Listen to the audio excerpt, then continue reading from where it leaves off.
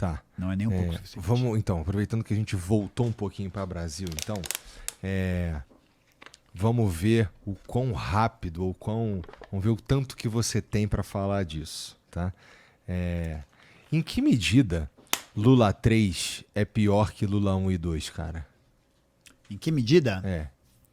Tipo, assim, eu suponho que tu tá decepcionado com Lula 3. É aquele negócio, desapontado, porém não surpreso. Tá ligado? Uhum. Mas, cara, assim, honestamente, dava pra esperar coisa muito diferente pra valer? Porque, assim, quando a gente fala que o PT é de esquerda, a gente só quer dizer que o PT é mais à esquerda que o PSDB, por exemplo, né? Mas não que ele necessariamente... Sim. Então, não é tanta surpresa assim que ia ficar mais ou menos a mesma coisa, não é?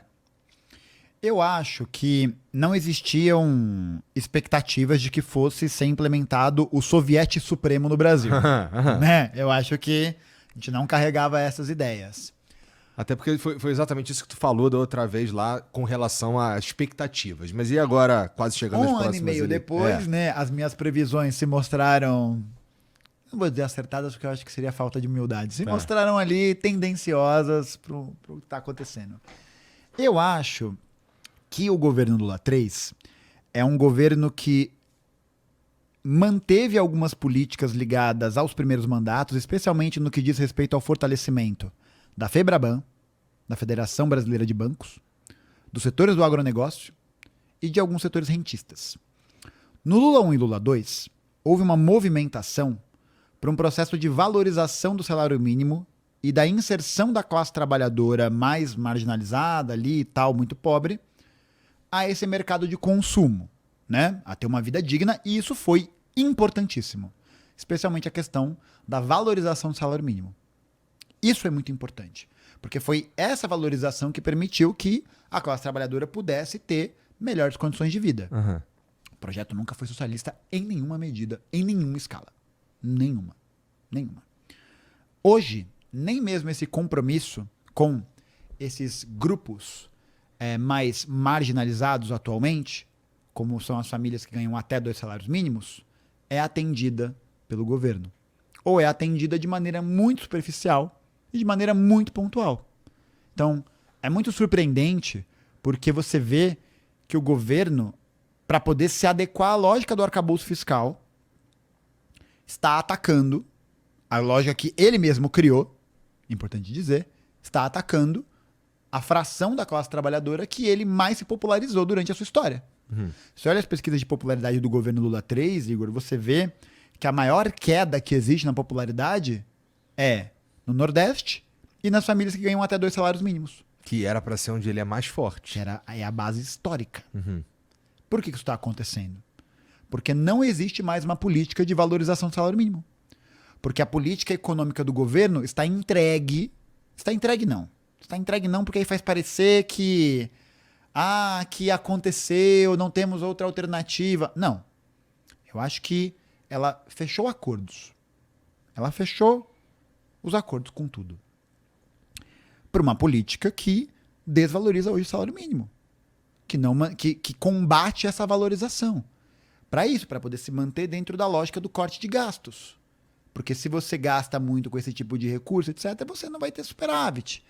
Então, eu acho que não. Eu acho que o governo Lula 3 é um governo que eu não esperava grande coisa, né? As nossas expectativas eram baixas, mas puta merda. Gente, assim, desculpa. Assim, tá. Eu acho que assim... É porque assim, ó, quando você falou lá, quando a gente tava falando lá no começo lá que, putz, temos que fazer isso, senão o Bolsonaro volta. É interessante porque o Bolsonaro usava o mesmo argumento. Não, temos que fazer isso porque senão o PT volta. Então, assim, se a gente for olhar do ponto de vista histórico, então provavelmente teremos uma derrota do PT, então, no ano que vem, olha aí. Olha, eu não quero fazer aqui exercício de futurologia. Claro que não, até de porque seria horrível nenhuma. Pra você. Exatamente, né? Cara, vamos usar a ciência do nosso lado, né? Qual é a tendência que tem se apresentado? Queda de popularidade acentuada, De novo, a lógica do arcabouço fiscal não vai ser resolvida via arrecadação.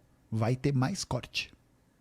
Vai ter mais corte. Você que está ouvindo esse programa, você vai presenciar mais cortes no orçamento. E você vai presenciar também o orçamento público sendo direcionado para pagamento de rentista que compra título da dívida pública. Taxa Selic a 15% ao ano é uma abominação. É uma abominação. Porque ela é...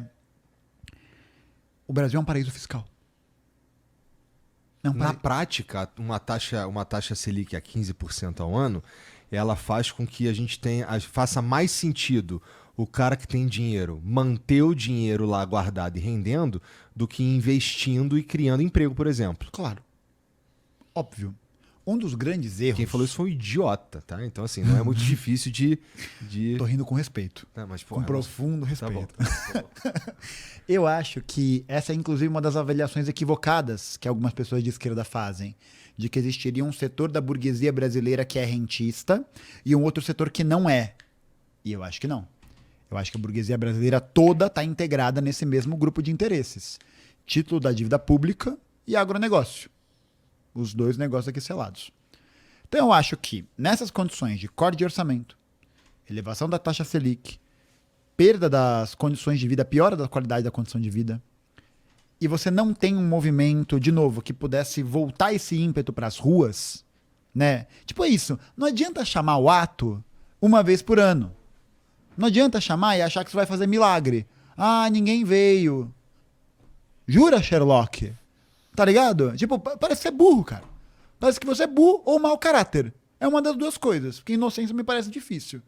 Então, sem mobilização, sem indexação de valorização do salário mínimo, crescimento da Selic, diminuição do serviço público, a galera tendo informalidade crescendo cada vez mais, quase metade da força de trabalho brasileira está na informalidade, insegurança jurídica. Qual que é a tendência?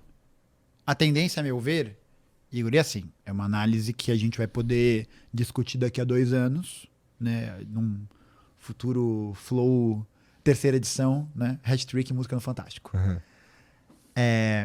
Eu acho que a gente está voltando para um cenário político, de economia política, de organização da sociedade, muito parecido com, assim, parecido em termos gerais, de tendência, com o que era a República Velha.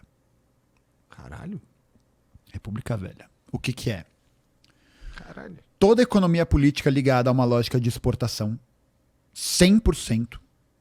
E aí, as políticas que existiam na República Velha, política dos governadores, convênio de Taubaté, comissão verificadora de poderes, todas essas estruturas funcionando para manter esses grupos nesse poder.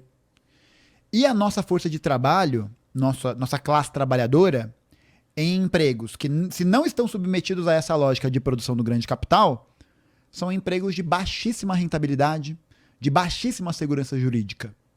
Qual que é hoje a perspectiva de futuro que um jovem periférico tem tendencialmente no Brasil? Virar o quê? Fazer o quê? Virar empreendedor? Virar pequeno empresário? Num mundo em que as grandes corporações, os grandes monopólios, evidentemente, engolem os pequenos empresários. É isso que acontece. Você que é empresário, né, que é pequeno empresário que está escutando esse programa, sabe disso. Sabe que enquanto a grande empresa vai ter isenção fiscal, isenção tributária, um monte de perecoteco, o cara que tem uma oficina, o cara que tem uma gráfica, ele tem que pagar 1 trilhão de tributos. É burocrático pra caralho. Não consegue tomar um empréstimo. Não consegue fazer nada. Pra quê? Pra ele ser engolido pelo grande capital. Então, uma realidade onde a classe trabalhadora não tem perspectiva de crescimento, de melhoria de vida. Que você tem uma desvalorização